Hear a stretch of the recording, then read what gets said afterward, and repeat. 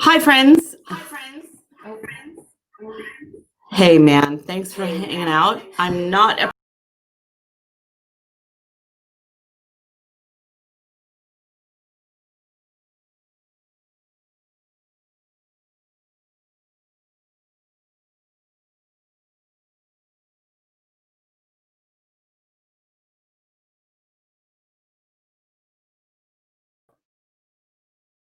there. I'm just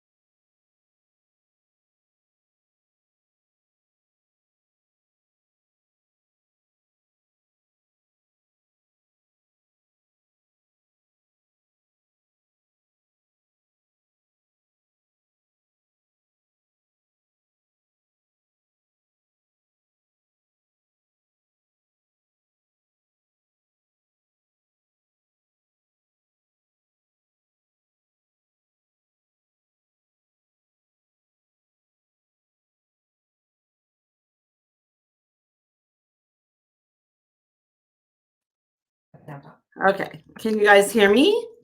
Yay. Okay. Hi, I'm Kelly McClure, and welcome to our show, Mastering the Charmed Life. I truly believe you can live a charmed life, which means a life of magic and possibility and joy and freedom and all the things you want, regardless of what's going on, regardless of what's going on in the world, regardless of what's going on in yourself. So hi, Denise. Hi, Veronica. Those of you who are watching me through a different venue, like YouTube or Roku, just know that I'm also on Facebook Live, and I do have a lot of followers on Facebook Live that are logging on, and they'll ask questions and make comments that I might look at and refer to. And if you would like to make comments, you can go on my Facebook Live live feed as well. It's under a different name. It's under Psychic Medium Kelly McClure. But that's not what this venue is about. This venue is about living the charmed life. So we're going to talk a lot about that. And if you've been following my show over the last couple of weeks, then you know that what I'm working on is getting back to the space where I'm able and executing living a charmed life in the face of a lot of challenges, a lot of depression, a lot of things that are going on, which I know you guys are experiencing as well. And that's why I wanted to do it with you. So hi, Noel. Hi, Rick. Nice to see you guys. Just know that I'm not doing readings tonight as a psychic. I will be doing readings coming up this week on a Facebook Live video. So you can join that. I think that's on Thursday night. And Thursday evening, we'll be doing Facebook Live video where you can join and possibly get readings and certainly watch everybody else's readings. But tonight's not necessarily about that. Tonight is about really come on, you guys. I know that everybody is struggling with this COVID thing, struggling with a lot of depression about maybe some things you've experienced, whether you have experienced losing a home in the fire, knowing somebody that has, having loved ones or friends who've lost everything. There's turmoil going on in every state because of the weather and the fires. There's politically everybody being very confused and very scared about what's coming up. Regardless of what side of the aisle you're on, it's scary. There's personal turmoil and conflict going on. People are losing their jobs. People are being evicted. People are being unable to support themselves and their families. There's a lot of people being sick and losing loved ones in COVID. So if you're feeling depression, this is the time. I get it. I've been feeling depression for the last several years. We've been working very hard on coming up out of it. And that's kind of why I want to share my path with you, because I feel like with you, I can be real. And I want you to know that I'm being real. And I want you to know that in this television show, in this broadcast, we're going to be having a whole lot of really cool stuff coming up. And as we ink our way out of the depression and the heaviness of it all together, it's going to be amazing. So this tonight, our topic is don't give up. And no matter what's going on and what's keeping you where you're at, if you don't give up, you're going to get there. And the reason I wanted to talk about this is because I've been working really hard on getting out of depression. Every day I do my journaling, my prayer work, my meditation. I call people for help. I've done the things that I've recommended. I've taken responsibility. I've asked for help. I've worked every single day on taking baby steps towards wellness. And it's like pulling teeth. It's like putting one grain of sand on the mountaintop every day. And I wanted to give up. I did. I wanted to give up. And I know that a lot of people do. I know that you work very, very hard every day, not only just to get through the day, but to maybe make some progress, maybe get some stuff done. And every day is a challenge. And so I wanted to do this because I want you to know that I've been through that. I've been going through it. And I've been working really, really hard. And every really difficult and challenging step that I do and work on yields about this much results. When I look on, though, the years that I've kind of given up and just kind of relaxed into, oh, well, I guess I'm just depressed, nothing I can do about it, and victimhood, and just laying around just like being depressed, that I gave ground to that energy. And now I'm not only working on gaining ground through that energy, but now that I feel like I've popped up through the earth and reached level, now I've got a gain ground on working my way up through the vibrations into joy and bliss and happiness and love in what I believe in. And it's been harder than I thought. So I never gave up. And that was the catalyst. I never gave up, even when I felt like I should. So I'm going to just check in. Hi, Charlotte. Hi, Diane. Nice to see you guys. I liked what Stephanie's saying. You are you. It's true. You are you. I want to know what you guys think about where you're at and how hard you've tried and whether or not you feel like giving up, because I want to reach the people out there who are on the verge of giving up. I want to call out to you in a really, really extreme and powerful way to say, now is not the time to give up. The moment you feel like giving up is the moment you push that much more. And if you do that, I promise the results are right around the corner. Don't give up. But this is why I want to do this show this night, because so much of us are on the verge of that. And it's understandable. When you work really hard and you try everything everybody else says, just do this, just do that.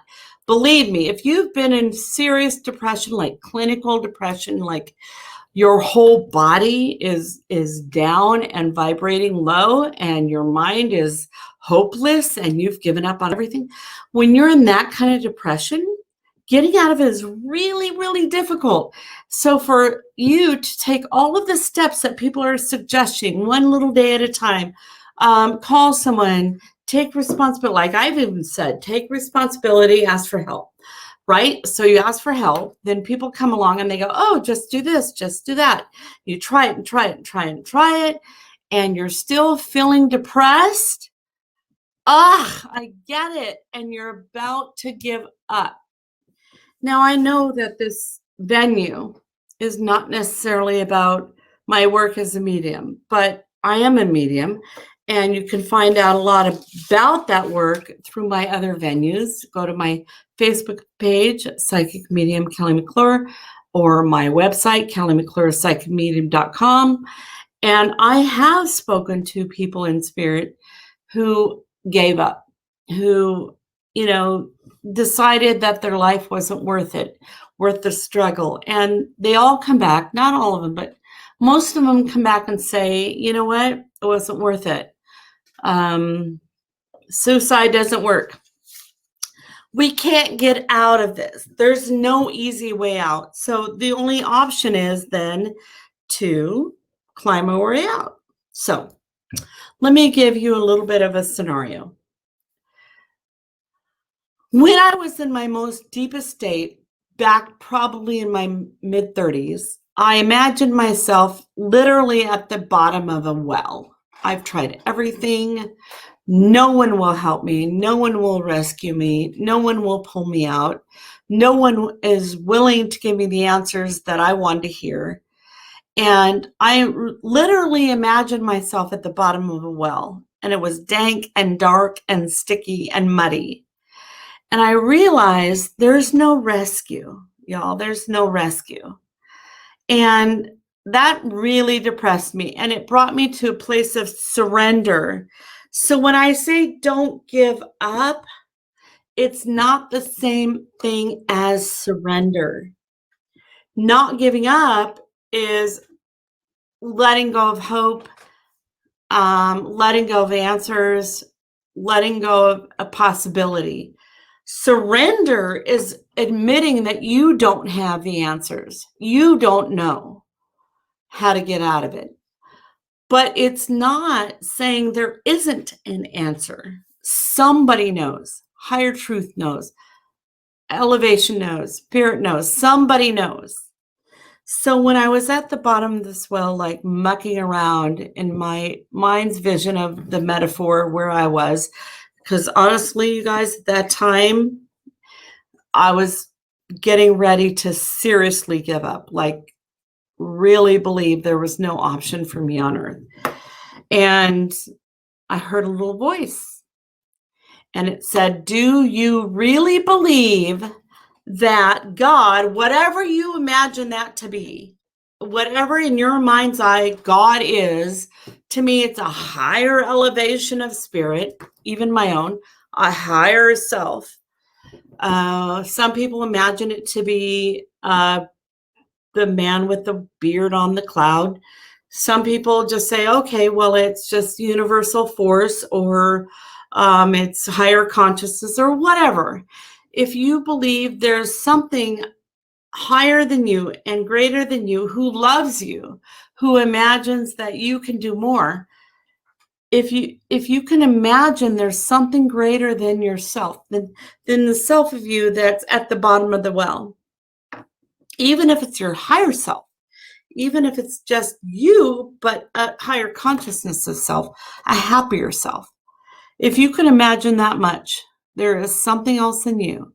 So what I did when I was at the bottom of the well is I imagined, like, what happened? What did I think happened? Like, God dropped me off this planet and said, yeah, I know you're screwed, and too bad, I'm out of here. But at the core of my being, I didn't believe that was even possible.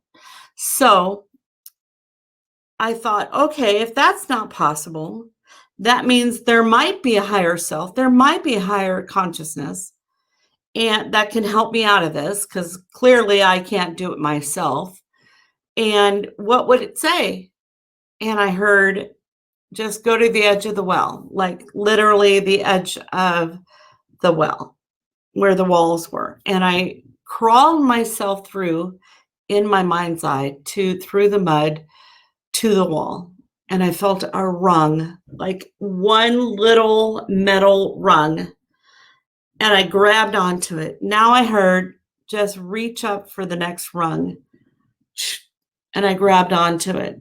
And it was so hard, you guys. It was so hard to just reach up for the next thing. The other analogy I can say to you is that at one time in my 30s, I was so depressed that I was in bed for 3 days, couldn't move, couldn't get out of bed, knew I needed to make money.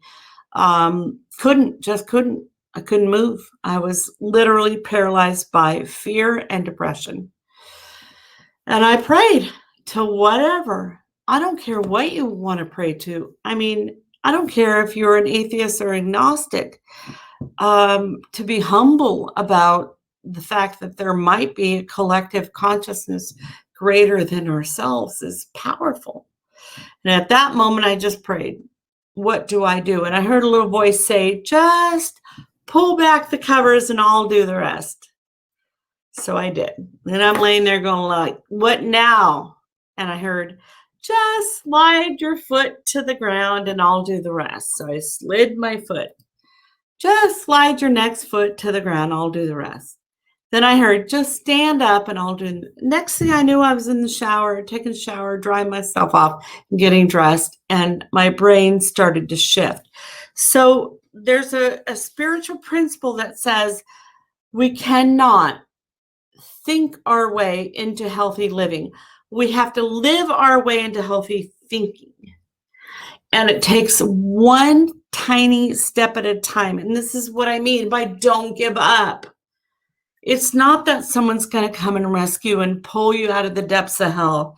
It's that you're going to have the ability and the foresight and the willingness to take one tiny effort, one tiny little thing that will make a difference in that day.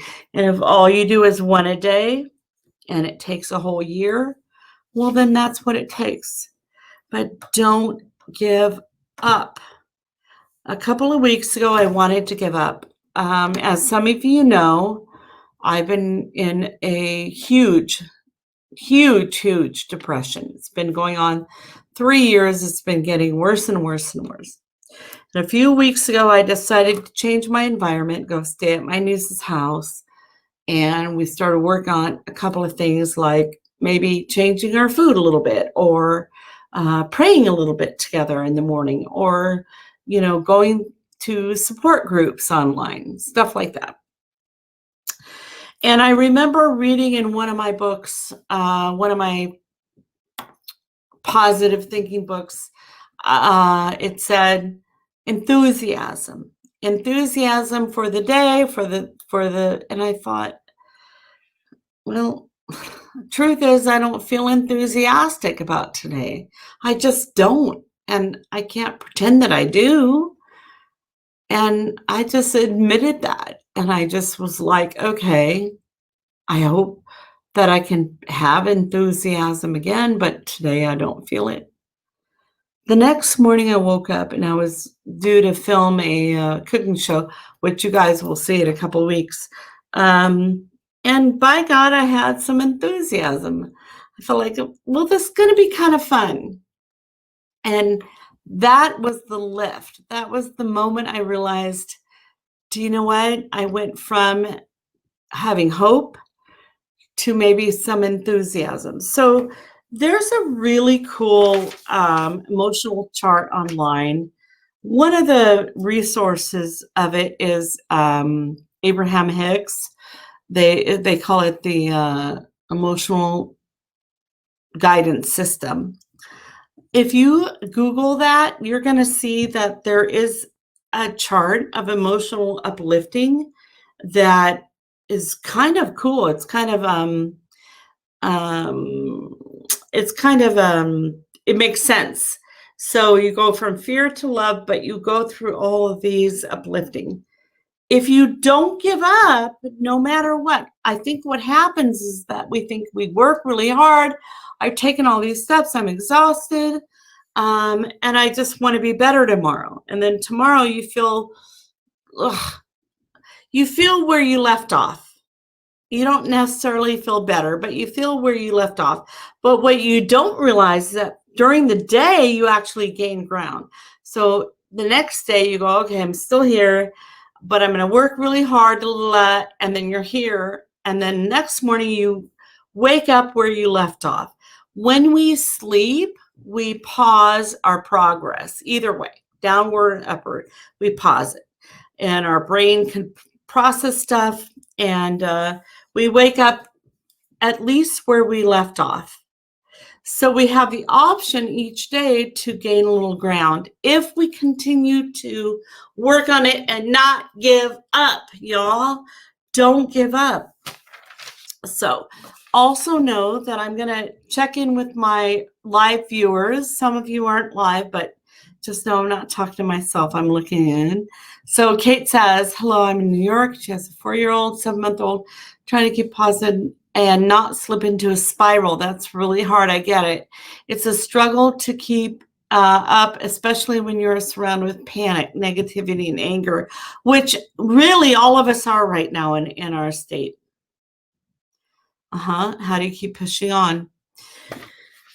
Every night when you go to sleep, ask whatever it is you believe in, whether it's you believe in that somewhere inside of you is an even higher source of wisdom and protection and love, and just ask it. I remember so many times, you guys, in my life, even when I was in high vibration, before COVID, before fires are killing half the country, before the global pandemic and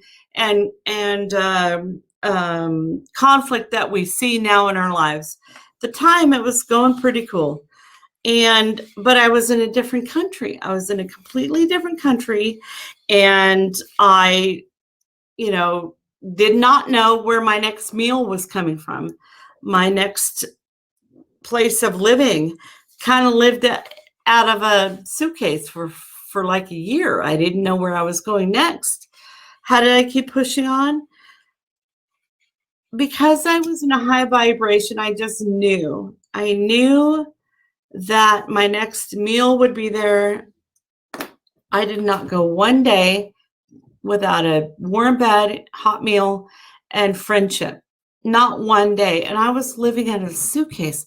I didn't know where I would sleep from night to night. I mean, that's pure faith. And I get that's easier to do when you're in a space of love and joy and bliss and feeling like it's easy. But you can also do it when you're not. If you trust that somewhere out there, somehow, there is a state of being that has your back. Tanya says.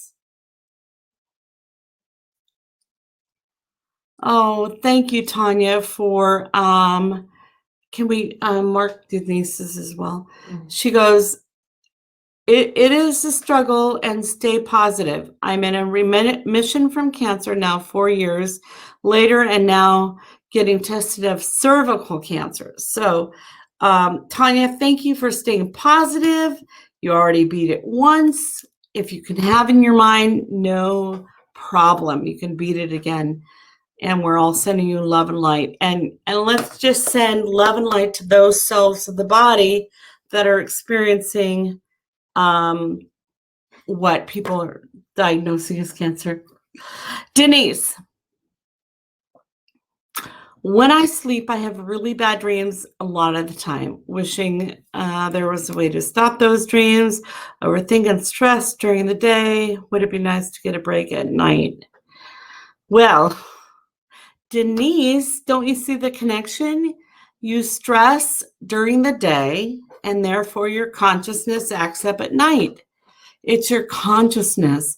Dreams are not actually something that's put upon us most of the time. Sometimes loved ones can come visit us, or there's a message spiritually, but really dreams are an extension of our already psychological context. So you're saying you overthink and stress during the day that you want to break at night, but that's when your brain is processing what you're choosing to do over the day. Here's what I would suggest, and I've done this in my own wellness, and There's two sides of this, you guys, that I really want you to hear. One is that I'm not downplaying depression and anxiety. I'm not saying it's not real. I'm not saying that you don't experience it. You do. I get it. And what I want you to hear is that there is nothing outside of you. There is no source. There may be a trigger. There may be an event that caused trauma, but there is no source outside of you that is currently putting stress, anxiety, depression, and unwellness into you. It is yours. Don't blame yourself for it. You have plenty of reason for it. You have your background, you have your history, you have your trauma, you have your parents. I get it. That was put upon you, and now you have these ailments, but they are yours. There is currently no thing in the sky, no God, no entity outside of you that is giving you this ailment. When you have, overthinking, overanalyzing, stress, pressure, depression put upon you through the day, you're the one receiving the information and interpreting it as that. Someone tells you, it's really funny because if you get two people, someone walks up to them. I'll give you a perfect example. A long time ago, I was living with a roommate of mine, and I went to 7-Eleven, and a guy flipped me off. Some guy in a car. I have no idea who he was. I didn't know him. He flipped me off, and I'm like, yeah, whatever. I go home. I'm still in a good mood. She goes to the store. She gets flipped off. She comes home in a bad mood. I'm like, hey, man, what's wrong? What are you upset about? And she goes, somebody flipped me off. And I'm like, and?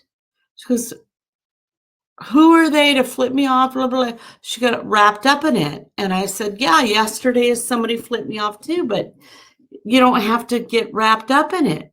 And she said, are you telling me that you can go out in public and if somebody flips you off, that it doesn't affect you? And I go, yeah, because that's their finger, their thoughts, their anger, their intention, their body, their decision, their behavior. It has nothing to do with me. Nothing. And I get it that it's really hard to imagine that with everybody. When they're your family, they're your mother, they're your father, they're your friends, they're your lover. I get it, but it's true. Their behavior has nothing to do with you. So it cannot affect your day until you attach to it. So if you're having stress throughout the day, then what are you stressing over and how are you attaching to it? Your dreams that are coming up with those scenarios are trying to help you detach. They're trying to help you clear and complete that energy so you can wake up the next day without it. So of course you're going to have bad dreams. You're going to have bad dreams when you attach to energy that doesn't belong to you.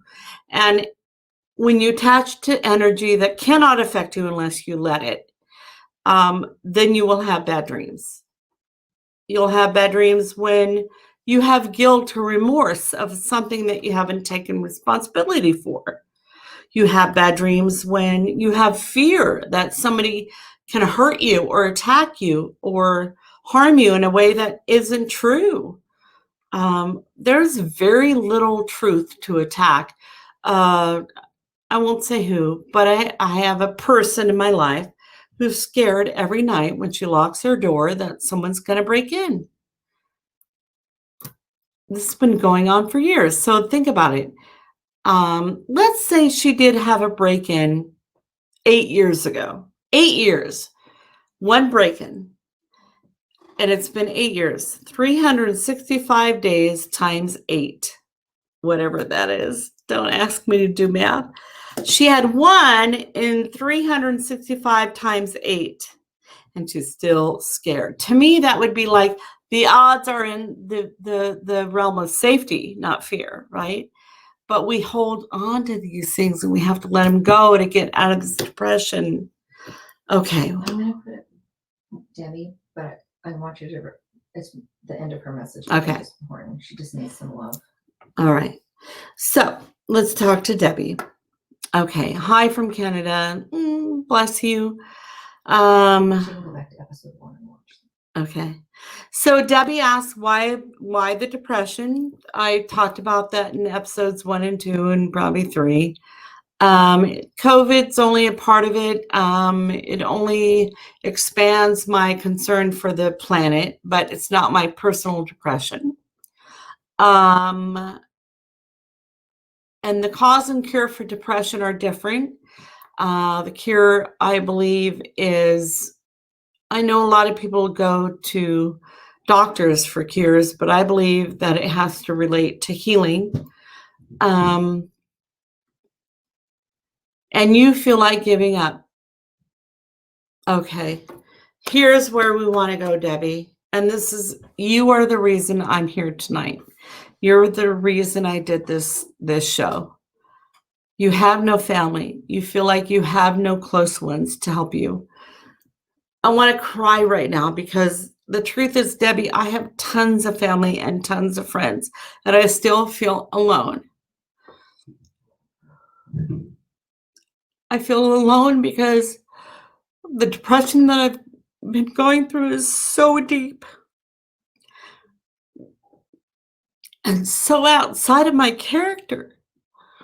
It's so beyond what I've ever experienced and share with the world that my friends and family probably love me and would accept anything that I shared with him, but can they truly understand why someone like me, who they see as somebody who's vivacious and gregarious and friendly and loving, could experience something so deep and dark that I would feel completely alone? It's not their burden to share. So I'm reaching out to you guys because it's not the burden of my family and friends to fix this. But I will tell you this, I get it. I get it amongst a room full of people that you can feel absolutely alone and completely by yourself in this depression. I fully get it. How do you do it? I want you to go back and watch the first few episodes. I want you also to hold this one tiny thought. And the one thought is that whether I have a lot of family or friends, and whether you do or not, there are 7.5 billion people on this planet. Somebody is going to relate to you. And when we feel depressed and isolated, it's hard for us to imagine that someone out there could not only relate to us, but help us. But 7.5 billion people, it's a lot. You're not alone. Email me. Become a part of our group. I have a feeling that a lot of the people that feel alone and isolated and depressed right now, it's because they don't have a lot of people who understand them. Maybe you have a lot of people you're involved with, a lot of people who love you, but to be understood 100%, that's hard. And we're all individuals, we're all unique, but I'm extending to you my absolute love and understanding. And if you want to know how to get out of that hole, that's what we've been talking about the last few weeks. Go back and watch the other episodes, and please do check out our podcast, our Cal's Angels Facebook page. Check out our community. We're not about a group. We're not a cult. we're just a lot of people reaching out to find a connection of support and love. And you can get through this. I swear to you, if I can do it, you can do it. There's been so many times in my life where I wanted to give up. Don't give up. Most of us are really advanced souls. I mean, we're special, gifted people who are here for a reason because we love humanity and want to help them. So don't give up. And I'll be here for you. And thank you so much for reaching out.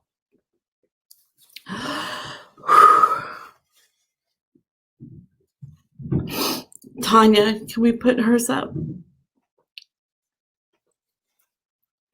Thank you, Maggie. Thank you, Stephanie. Tanya says, Kelly, sometimes it helps talking to a total stranger.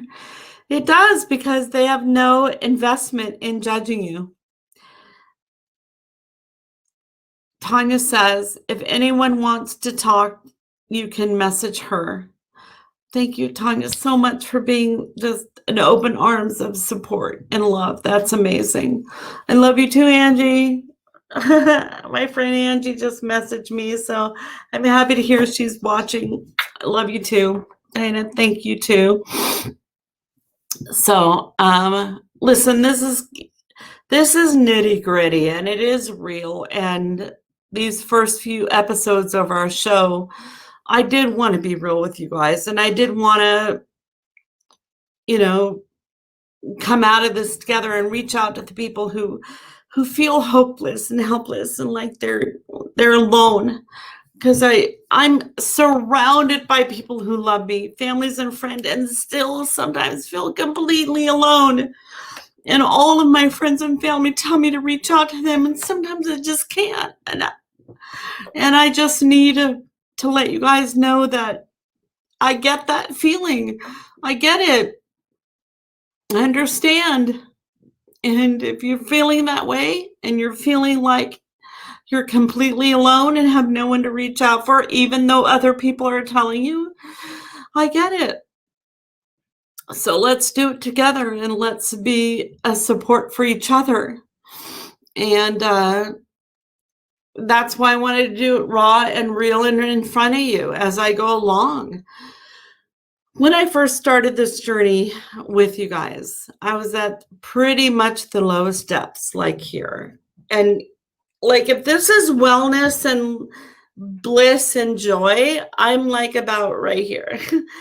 But I'm higher than I was, and I'm getting there, and I want you guys to too. So let's see if I wanted to cover everything. Sorry, I'm getting super emotional. But let's see if I wanted to cover everything. Don't give up, even if you want to. Know that giving up.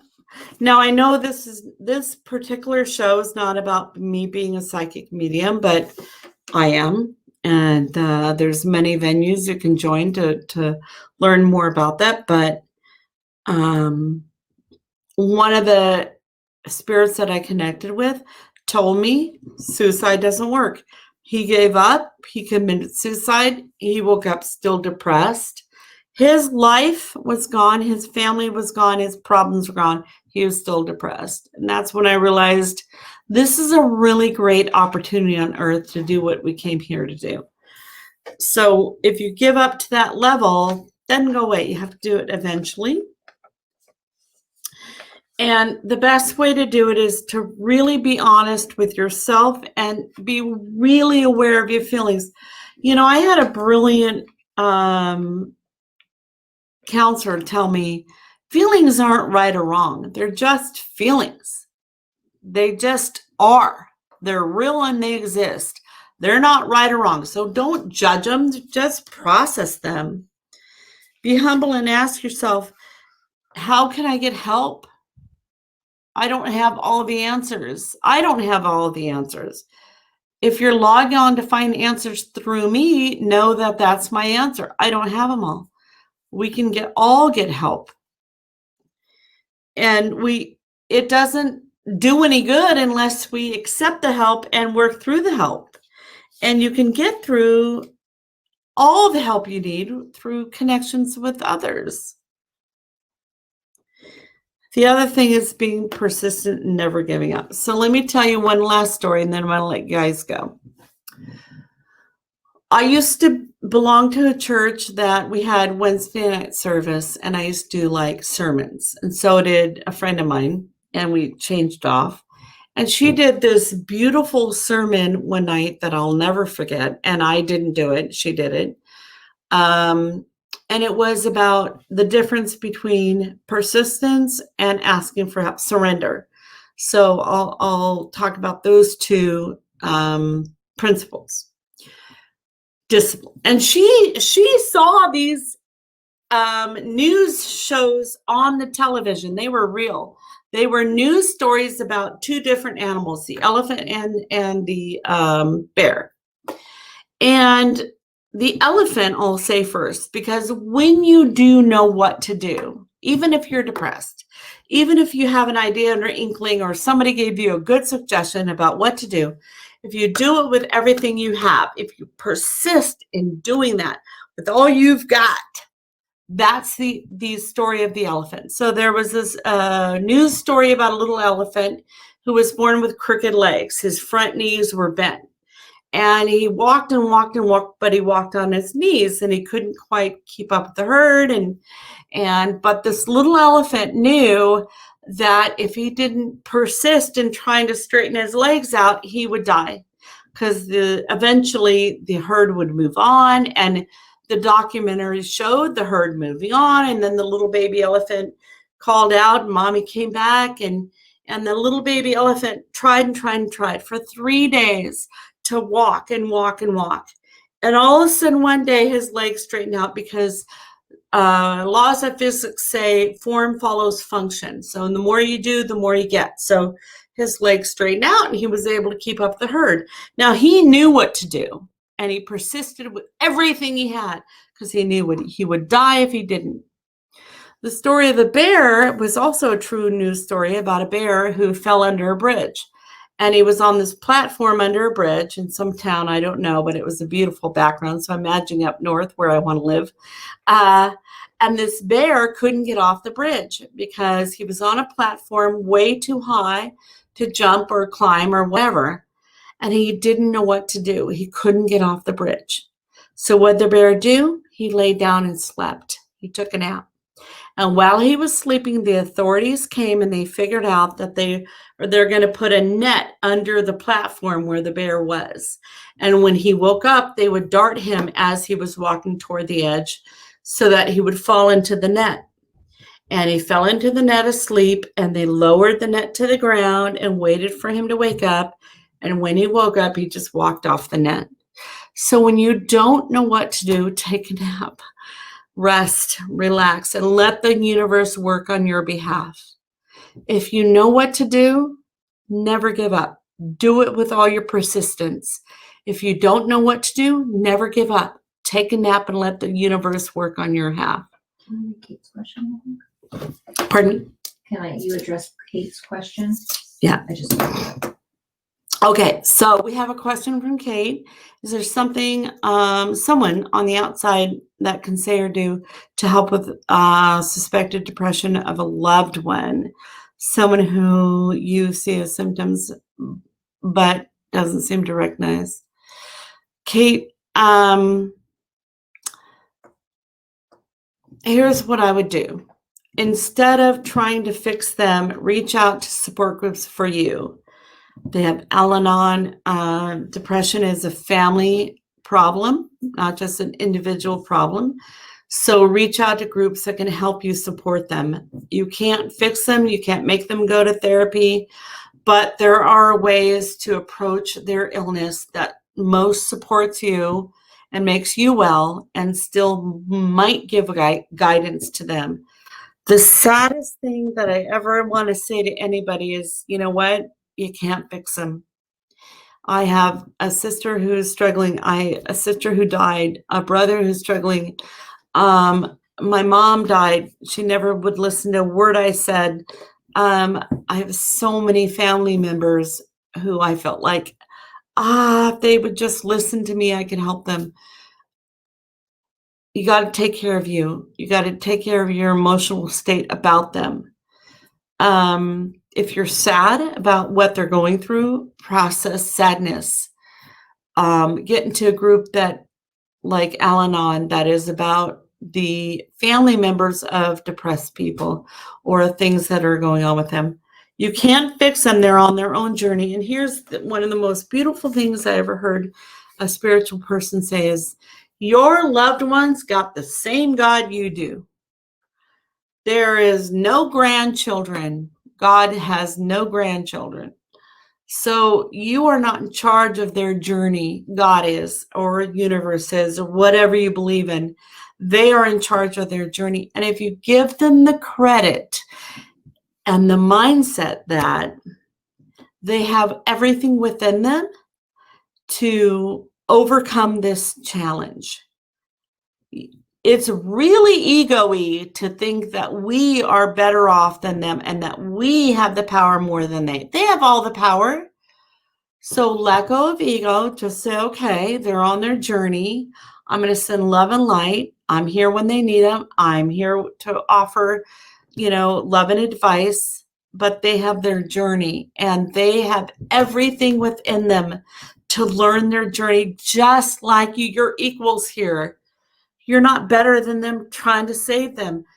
That won't work. Why? Because it's not true. You're not better than them. We're equals here. They're on their journey. So the best you can do is love and support yourself on this journey. If you're if you're an enabler, a bystander, a family member who's struggling with someone else's illness, you need help. That is horrible. That is an illness. That is something that needs support. Maybe you can't fix them. Maybe you can't save them, but you can save yourself and you can lend them support. And inevitably, what happens when you do that is they become well too. It's like the law of the universe that says you don't get what you want till you don't need it anymore. The minute you let go of needing to fix them, they somehow become fixed. So concentrate on you. Find the support groups that will help you and send them love and light and detach. Believe me, I come from a completely dysfunctional family, and I've never been able to fix any of them until I got help. So thank you for that question. Yeah. Yep. Sending love. Thank you so much, Katie. Brandy, thank you for saying that. She's amazed with the timing. I hope so, because even though there's a few of us online right now, and I hope that we can share our stories broader and broader, I really just wanted to be real about what's going on with me today. And this is it. And I'm crawling out of a hole, a deep, dark hole that I've been in and getting into for 3 years and 3 years plus. And it's been hard. It's not easy. Even when I declare it's easy, even when I go like, okay, I get it, I'm ready. Little by little, we get there every day. Thank you guys so much for letting me share that. Okay, anybody else? Questions? I want to just really appreciate you being here tonight. Questions? I want to just really appreciate you being here tonight. We are living through times that very few people have ever lived through. I mean, the apocalypse practically is going on right now. And I just want to say that these are hard times to try to imagine living a charmed life. And we're going to continue to do it and build it every day. Thank you so much for being here for me today. Thank you for listening. Thank you for being yourselves. Thank you for taking it in and just be a charming, lovely person on this charming, lovely world in this charming, lovely day today. Thank you so much. Have a good night.